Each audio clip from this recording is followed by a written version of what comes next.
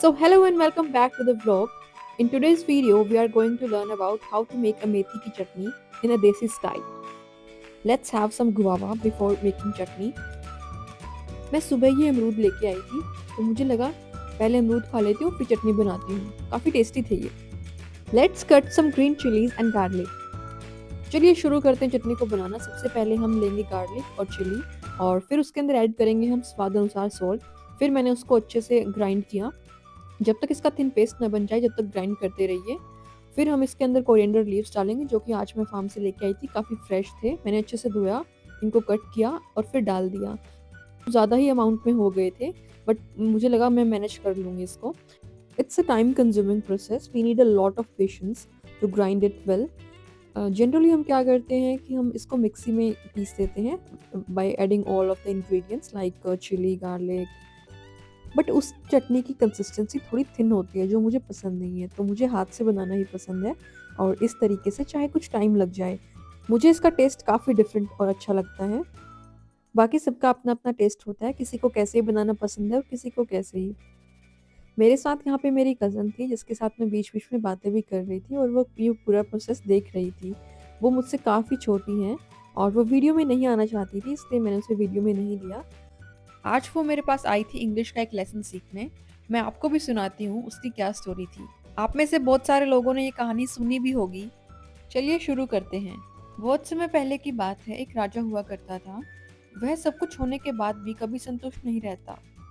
इस बात का पता एक साधु को चलता है, और वो साधु उस राजा के पास उसके राज्य में जाता है। राजा उस साधु को एक आम आदमी समझ के अपने धन धान्य का प्रभाव दिखाने लगता है।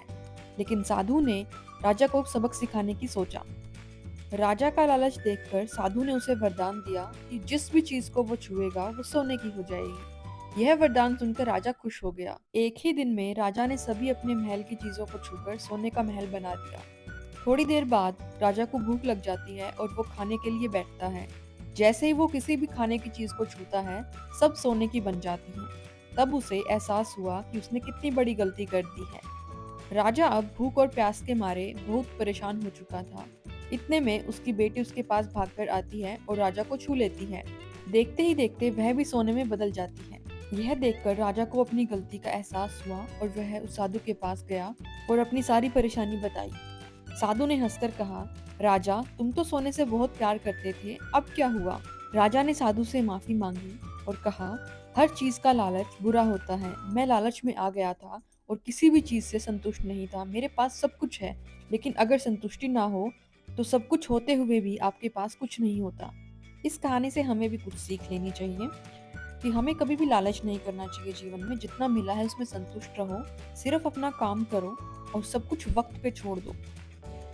तो यहाँ पे ये कहानी ख़त्म हो गई, और मैंने मेरी कज़न को अच्छे से चैप्टर को इंग्लिश में कम से कम उसे तो 4-5 बार मैंने उसको रिसाइट करवाया कि उसे अच्छे से इंग्लिश में कोई भी प्रॉब्लम ना हो।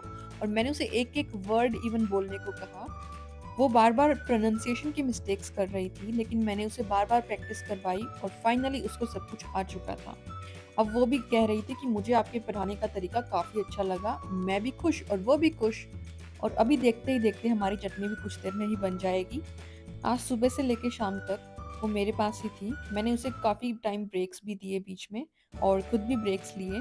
बीच में हमने खाना भी खाया, हम बाहर वॉक पे भी गए थे और सब कुछ लेके आए फार्म से ये। और बीच में ही पापा मुझे टॉफ़ी देके गए थे, वो खाने का मन किया। मुझे लगा चटनी तो बनती रहेगी, लेकिन खाना पहले ज़रूरी है। तो अब हम डालेंगे इस चटनी में दही। ये आप अपने अकॉर्डिंग डाल सकते हैं कि आप इसको कितना थिन या थिक बनाना चाहते हैं। मैं तो थोड़ी सी थिन ही प्रेफर करती हूँ, ज़्यादा थिन भी ना हो और ज़्यादा थिक भी ना हो। अब इस पेस्ट को हम अच्छे से दही के अंदर मिक्स कर लेंगे। थोड़ा सा पेस्ट कॉर्नर्स पे भी लगा हुआ था, तो उसको भी हम एक स्पून की हेल्प से मिक्स कर लेंगे। मुझे ये थोड़ी सी थिक लग रही थी, तो मुझे लग रहा था थोड़ा सा दही और ऐड करना चाहिए, इसलिए मैंने इसमें थोड़ा सा और दही ऐड किया। 3 से 4 स्पून मैंने इसके अंदर ऐड कर लिए। और अब हमारी चटनी रेडी हो गई है। देखिए इसका कलर कितना अच्छा आया है। अगर आपको ये वीडियो पसंद आई हो तो चैनल को सब्सक्राइब करें।